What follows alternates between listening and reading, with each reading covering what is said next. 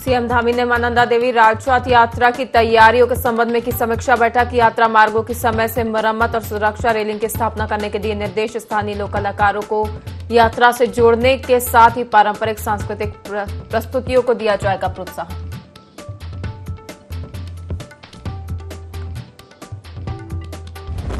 भगवान सूर्य की मूर्ति का किया जाएगा जलाभिषेक। मुख्यमंत्री पुष्कर सिंह धामी ने किया कलश यात्रा का फ्लैग ऑफ। भगवान सूर्य की मूर्ति का 115 नदियों के पवित्र जल से होगा अभिषेक।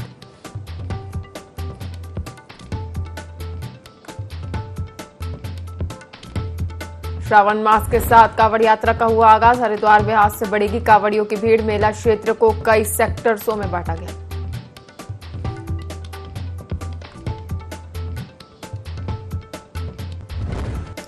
ओजरी के पास बादत यमुनोत्री राष्ट्रीय राजमार्ग पर वैली ब्रिज का कार्य पूर्ण। हाईवे को यातायात के लिए किया सुचारू। बीते दिनों भूस्खलन से ओजरी के पास यमुनोत्री हाईवे का कुछ हिस्सा हो गया था वॉश आउट।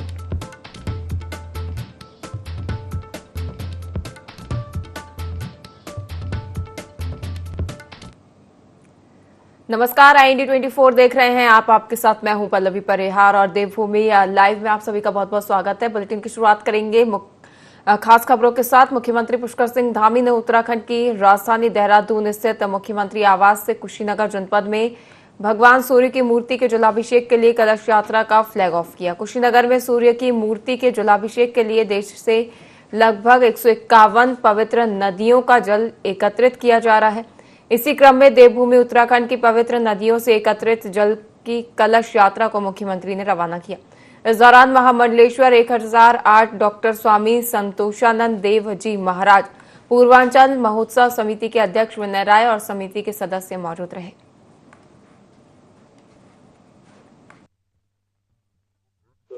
पवित्र काम, बड़ा पुण्य काम है और सच में बड़ी अद्भुत प्रकल्पना है कि हमारी सभी प्रमुख नदियों का जल यहाँ से देवभूमि से सूर्य भूमि की ओर प्रस्थान कर रहा है। ये बहुत बड़ा पुण्य का कारण बनेगा। मैं सभी जो इस भक्ति के काम में, श्रद्धा के काम में, आस्था के काम में, सनातन के काम में लगे हैं, सबको जोड़ने का संकल्प लेकर आगे बढ़ रहे हैं। सबकी भलाई के लिए, सबके उत्थान के लिए और देश की तरक्की के लिए काम कर रहे हैं श्री विनय राय जी और उनकी पूरी टीम, पूज्य महाराज जी। मैं सभी टीम वालों को सबको बहुत बधाई। मुख्यमंत्री पुष्कर सिंह धामी ने 2026 में होने वाली मां नंदा देवी राजजात यात्रा की समीक्षा की। समीक्षा बैठक में सीएम धामी ने अधिकारियों को मार्ग मरम्मत, सुरक्षा, चिकित्सा और टेलीमेडिसिन सेवाओं की समय पर व्यवस्था सुनिश्चित करने के निर्देश दिए। साथ ही सांस्कृतिक प्रस्तुतियों और स्थानीय सहभागिता को प्रोत्साहन देने की भी बात कही गई। सीएम धामी ने कहा कि सभी विभाग समन्वय के साथ एक व्यापक कार्य योजना तैयार कर 2025 के अंत तक जमीनी स्तर पर सभी तैयारियां पूरी करें।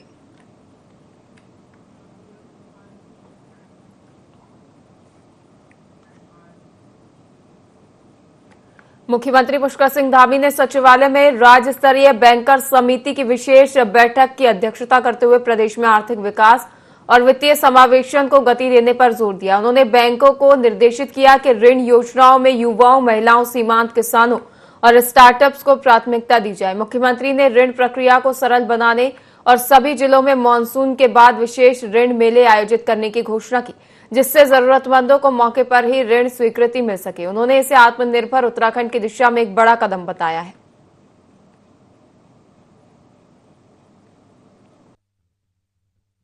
हमारे नौजवानों को, युवाओं को, महिलाओं को, विशेष रूप से जो सीमांत क्षेत्र हैं, कृषकों को, उनको ऋण की योजनाएं ज़्यादा मिलनी चाहिए। ऐसे मामले जिसमें हमारा रोजगार बढ़े, स्वयं सहायता समूह की महिलाओं को आगे आने का अवसर मिले। हमारे किसान जो सेब, कीवी ऐसे हमारे सब्जियों का उत्पादन करते हैं, उन सबको सहायता मिलनी चाहिए। होम स्टे बढ़ने चाहिए। स्टार्टअप्स के नौजवानों को मौका मिलना चाहिए। और SLBC से हमने कहा है कि चीज़ों का सरलीकरण करके लोगों को आसानी से ऋण उपलब्ध कराएं। और इसके निमित्त हम आने वाले समय में इस मानसून के बाद राज्य के प्रत्येक जनपद में बड़े मेले आयोजित करेंगे, जिसमें एक ही स्थान पर, जहां बैंकों के लोग भी होंगे, प्रशासन के भी लोग होंगे, जो भी औपचारिकताएं होनी होंगी वो वहीं पर मौके पर ही संपन्न हो जाएंगी और उनको आसानी से ऋण मिल सकेगा, जिससे कि वो अपने काम को आगे बढ़ा पाए। लोहाघाट के देवीधार में चल रहे 4 दिवसीय देवी महोत्सव में मां भगवती और मां महाकाली के रथों को दुर्गम पहाड़ियों और खड़ी चढ़ाई को श्रद्धालुओं ने रस्सों के सहारे देवीधार भगवती मंदिर पहुंचाया। कलीगांव, डेसली और रायनगर चौड़ी से निकले देवी रथों के दर्शन के लिए हजारों की संख्या में श्रद्धालु देवीधार पहुंचे। रथों के मंदिर पहुंचते ही परिसर में भक्तों की भारी भीड़ लग गई। मां के जयकारों और ढोल नगाड़ों से देवीधार की पहाड़ियां गूंज उठी। सुबह से ही देवीधार मंदिर के साथ साथ कालीगांव, डेसली और रायनगर चौड़ी के मंदिरों में पूजा अर्चना शुरू हो गई थी। तीनों रथों ने मां भगवती के मंदिर की परिक्रमा की। इसके बाद रथों को विधि विधान से विसर्जित किया गया और 4 दिनी देवीधार महोत्सव का भव्य समापन हुआ।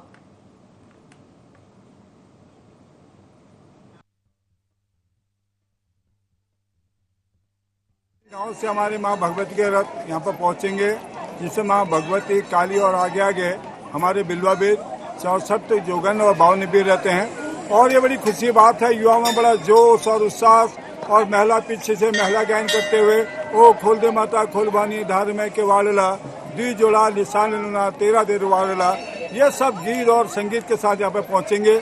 आज कलीगांव, चौड़ी और डेसली से माँ भगवती के रथ यहाँ पर पहुँचेंगे। हजारों हजार में दर्शक जो यहाँ पर आए हैं, मैं देवधार मंदिर विकास समिति की ओर से इन सबके प्रति आभार व्यक्त करता हूँ, धन्यवाद ज्ञापित करता हूँ और सबसे निवेदन करूँगा आने वाले वर्ष में यही प्यार, ये स्नेह आप सभी लोगों का मिला रहे, ताकि हमारी संस्कृति, हमारी कला, हमारी परंपराएं आगे जीवित रहें। उत्तराखंड के मुख्यमंत्री पुष्कर सिंह धामी ने सनातन धर्म की आड़ में लोगों को ठगने और उनकी भावनाओं से खिलवाड़ करने वाले वेशाधिकारियों के खिलाफ ऑपरेशन कालनेमी शुरू करने के आदेश दिए हैं। सीएम धामी ने कहा कि कुछ असामाजिक तत्वों, साधु संतों का भेष धारण कर लोगों को, विशेषकर महिलाओं को ठगने का कार्य किया जा रहा है। इससे न सिर्फ लोगों की धार्मिक भावनाएं आहत हो रही हैं, बल्कि सामाजिक सौहार्द और सनातन परंपरा की छवि को भी नुकसान पहुंच रहा है। ऐसे में किसी भी धर्म का व्यक्ति यदि ऐसे कृत्य करता हुआ मिलता है तो उसके खिलाफ कड़ी कार्रवाई की जाएगी।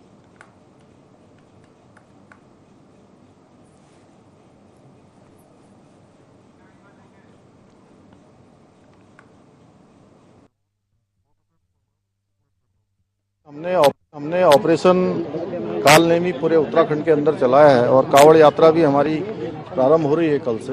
राज्य के अंदर अनेक लोग ऐसे हैं जो अपनी संदिग्ध अवस्था में जो है यहाँ पर लोगों को ठगने का काम कर रहे हैं, अपना छद्म वेश बनाकर रह रहे हैं, अपनी असली पहचान छुपा रहे हैं, आस्था और श्रद्धा को चोट पहुँचा रहे हैं, सनातन को नुकसान कर रहे हैं। ऐसे लोगों की पहचान की जाएगी, ऐसे लोगों के खिलाफ उनके चिन्हीकरण का अभियान चलाया जाएगा और जो भी इसमें अपनी वास्तविक पहचान छुपाकर धर्म और आस्था को ठेस पहुंचाने का काम कर रहे हैं, ऐसे छद्मधारियों को बेनकाब किया जाएगा, उनके खिलाफ कार्रवाई की। उत्तरकाशी के ओजरी के पास बाधित यमुनोत्री राष्ट्रीय राजमार्ग पर वैली ब्रिज का निर्माण कार्य पूरा कर लिया गया है। अब इस मार्ग पर यातायात पुनः शुरू कर दिया गया है। बीती 28-29 जून की रात को भारी बारिश और भूस्खलन के चलते हाईवे का हिस्सा बह गया था, जिससे मार्ग पूरी तरह बंद हो गया था। एनएच की मशीनरी और इंजीनियरिंग टीम ने कठिन परिस्थितियों में लगातार कार्य करते हुए वैली ब्रिज तैयार किया। दिन रात चले इस ऑपरेशन में स्थानीय प्रशासन और पुलिस ने भी पूरा सहयोग किया।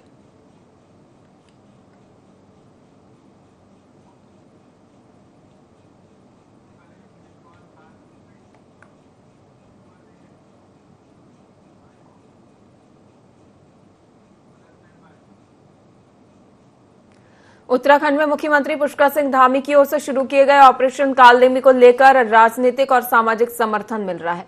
भाजपा प्रदेश प्रवक्ता हनी पाठक ने इस अभियान को समय की आवश्यकता बताया। पाठक ने कहा कि कुछ असामाजिक तत्व साधु संतों का वेश धारण कर आम लोगों, खासकर महिलाओं को धोखा देते हैं। ऐसे तत्वों को चिन्हित कर कार्रवाई करना बेहद जरूरी है। भाजपा प्रवक्ता ने कहा कि ऑपरेशन कालनेमी के जरिए सनातन धर्म की परंपरा और संत समाज की गरिमा को बचाया जा सकेगा। इससे धार्मिक आस्था को ठेस पहुंचाने वालों पर रोक लगेगी।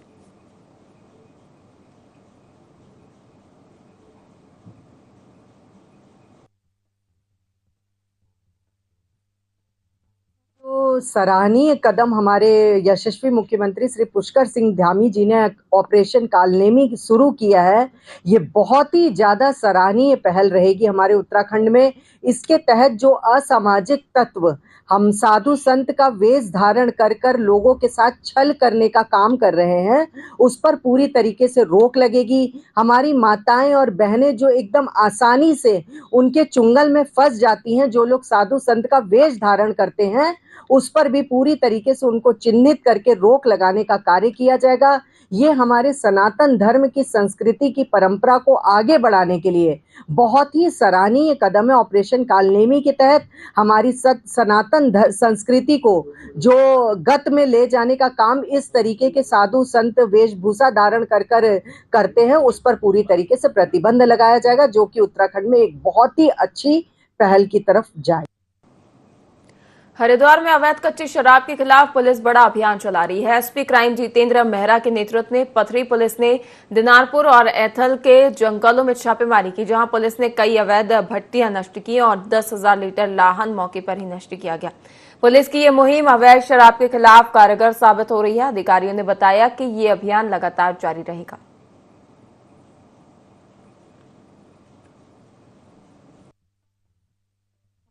के निर्देशानुसार बहुत अच्छे तरीके से हरिद्वार पुलिस काम कर रही है और उसी के ही दौर में पथरी पुलिस ने बहुत भारी मात्रा में कच्ची शराब पकड़ी है, जिसमें लहन भी नष्ट किया गया है और जंगल में जो भट्टी थी उसको भी तोड़ दिया गया है। ये कांवड़ को मद्देनजर रखते हुए इस पर कार्रवाई की गई है। उत्तराखंड में पंचायत चुनाव का बिगुल बज चुका है। सभी दल अपने अपने समर्थित उम्मीदवारों के पक्ष में वोट करवाने के लिए जी जान से जुट गए हैं। नामांकन और प्रचार के बीच में आरोप प्रत्यारोपों का दौर भी चरम पर है, जिसको लेकर भाजपा और कांग्रेस एक दूसरे पर कई सवालिया निशान खड़े कर रहे हैं। पंचायत चुनाव की गहमा गहमी के बीच भाजपा और कांग्रेस आमने सामने है। कांग्रेस का आरोप है कि सरकार पहले तो चुनाव करवाना ही नहीं चाहती थी, अदालत की जब फटकार लगी तो चुनाव करवाना पड़ा और अब चुनाव को प्रभावित करने के लिए कई हथकंडे अपना रही है। चुनाव आयोग भी सरकार के दबाव में काम कर रहा है और ऐसी कई अनियमितताएं हैं जो नियमों के अनुरूप नहीं है। कांग्रेस ने समय समय पर अपना विरोध दर्ज किया, लेकिन तानाशाही सरकार सभी नियम कानून को ताक पर रखकर पंचायत चुनाव करवा रही है। आरक्षण सहित वोटर लिस्ट में गड़बड़ियां और दो जगह से नाम होने के बावजूद प्रत्याशियों का चुनाव लड़ना जैसी कई खामियां कांग्रेस ने गिनवाई हैं। भारतीय जनता पार्टी पूर जलूल अनर्गल बातें उनके प्रवक्ता उनके नेता कर रहे हैं। अरे भैया, कांग्रेस राजनीतिक पार्टी है तो राजनीति तो करेगी। अब भाजपा ये आरोप लगा रही है साहब कांग्रेस राजनीति कर रही, तो क्या उठाए ढोलक चिपटा बजाए कीर्तन करें? हम राजनीति करेंगे क्योंकि हम राजनीति सेवा के लिए करते हैं, हम राजनीति प्रदेश के विकास के लिए करते हैं, हम राजनीति जल सरोकारों के मुद्दे पे करते हैं। वहीं दूसरी ओर भाजपा कांग्रेस की मंशा पर ही सवाल खड़े कर रही है। भाजपा प्रवक्ता का कहना है कि पहले कांग्रेस ने सरकार को चुनाव करवाने के लिए कहा, जैसे ही सरकार ने चुनाव की प्रक्रिया शुरू की, कांग्रेस के लोग कोर्ट चले गए। न्यायालय का निर्णय भी सरकार के पक्ष में आया, तो अब अनर्गल बयानबाजी कर चुनाव को प्रभावित करना चाह रही है, जबकि सरकार पंचायती राज एक्ट के अनुसार ही नियमों के अनुरूप प्रदेश में चुनाव संपन्न करवा रही है और चुनाव आयोग निष्पक्ष रूप से अपना काम कर रहा है। हार की बौखलाहट से कांग्रेस इस तरह की बयानबाजी कर रही है।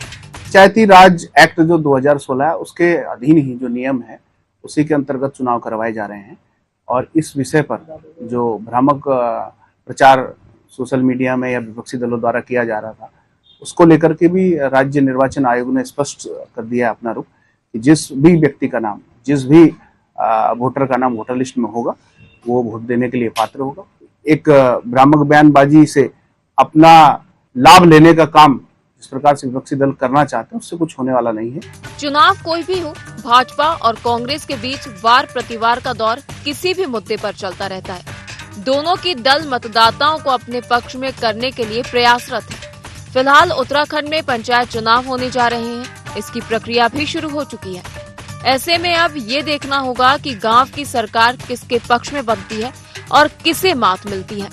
उत्तराखंड में त्रिस्तरीय पंचायत चुनाव को लेकर मतदान होना है और ये मतदान 2 चरणों में होगा, यानी कि 24 जुलाई और 28 जुलाई को इस दौरान मतदान किया जाएगा। ऐसे में पार्टी प्रत्याशियों की अगर बात करें तो वो पूरी तरीके से दमखम दिखाते हुए अपने अपने क्षेत्रों में नजर आ रहे हैं। तो इसके अलावा दोनों ही पार्टी अपनी अपनी जीत का दावा भी कर रही है।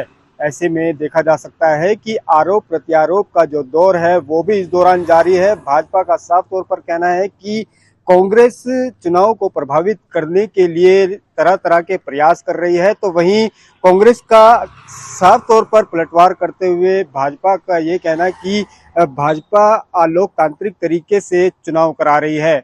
ऐसे में देखा जा सकता है कि आखिर कौन सी पार्टी के प्रत्याशी इस दौरान पंचायत चुनाव में अपनी जीत दर्ज करेंगे। देहरादून से IND24 के लिए कैमरा सहयोगी अतुल के साथ विनय।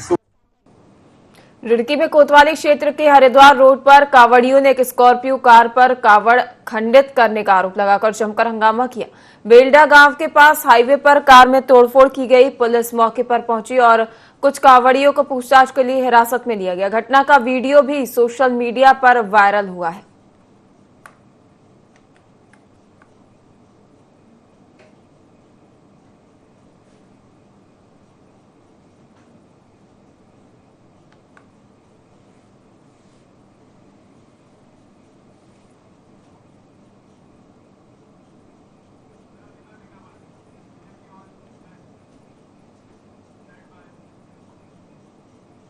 उत्तराखंड में महिला अपराधों को लेकर कांग्रेस सरकार पर हमलावर है, लेकिन भाजपा का कहना है कि अब हर मामले पर तत्परता से कार्रवाई की जा रही है।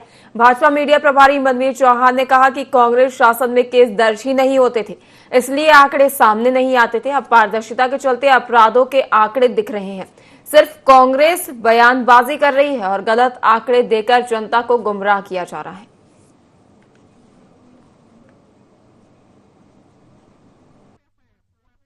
लगता है कांग्रेस पार्टी ये आंकड़े कहां से लाती है, ये पहली बात तो उनको इस बात को सार्वजनिक करना चाहिए। क्या ये आंकड़े कांग्रेस पार्टी सरकार विरोधी विरोध के लिए या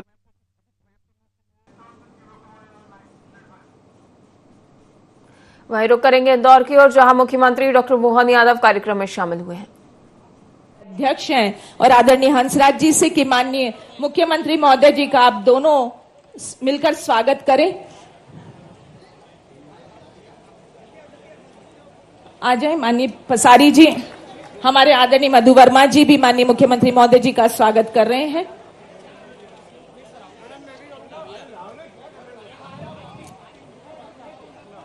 मैं आदरणीय पुरुषोत्तम पसारी जी और आदरणीय हंसराज जैन जी से अनुरोध करूंगी कि संस्था की ओर से यह स्मृति चिन्ह भेंट कर और पुष्प गुच्छ समर्पित कर माननीय मुख्यमंत्री महोदय जी का स्वागत करें। आप जोरदार तालियों से स्वागत के भाव समर्पित करें।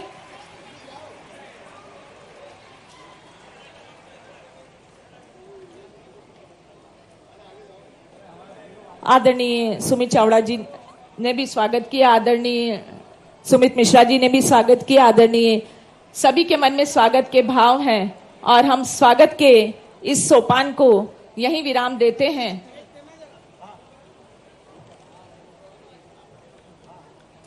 स्वागत के भाव सबके मन में उठते हैं जब हमारे नेतृत्वकर्ता हमारे साथ होते हैं।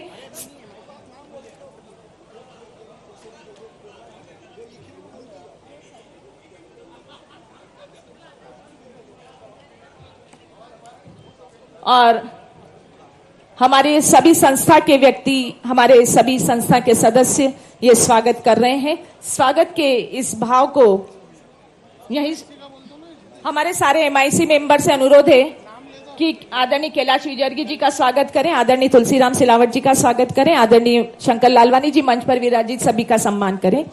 मैं अनुरोध करूंगी स्वागत उद्बोधन।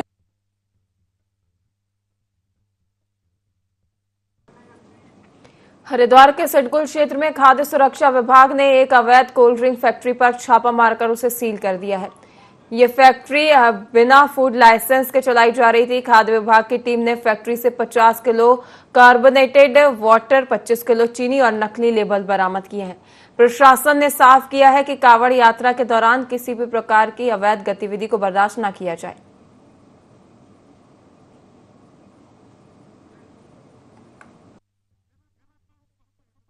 समय सूचना मिली कि कुछ अवैध रूप से कहीं कुछ कोल्ड ड्रिंक निर्माण का काम चल रहा है, तो सूचना के आधार पर हम लोग पुलिस को साथ में लेकर हम लोगों ने जब वहाँ फैक्ट्री में पहुँचे तो वहाँ समय काम नहीं चल रहा था, चौकीदार था, तो तो उसको देखते हुए हमने निरीक्षण किया। निरीक्षण में ये देखा कि वो पूरी एक कोल्ड ड्रिंक बनाने की फैक्ट्री है।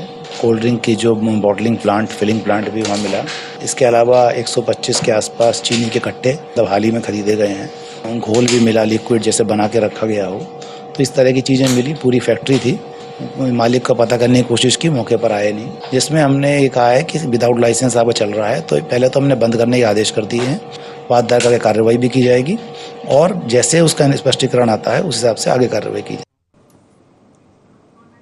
आपको बता दें, पर्यटन एवं धर्मस्व सचिव धीरज ने स्थलीय निरीक्षण किया।